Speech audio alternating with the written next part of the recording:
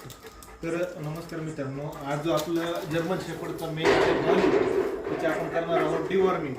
तर त्याचं वजन आहे 20 किलो. तर फॉर्म्युला आहे 10 किलोला 1 किलो 1 गोळी. तर आपण तरी 20 किलोच्या हिशोबानं 2 गोळ्या घेतल्या होत्या.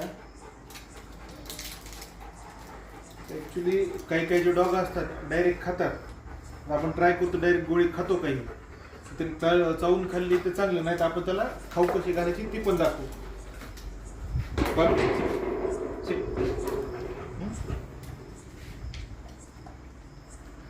गोळी त्यांनी चावूनच खाल्ली,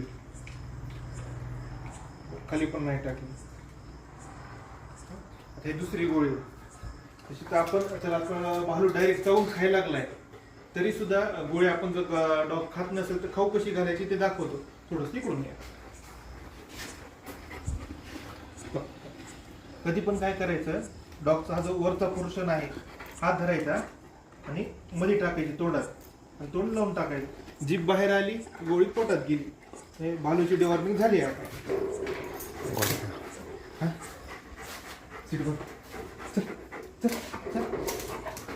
गुड बॉय. आपल्या भालूची डिवॉर्मिंग डन झाली.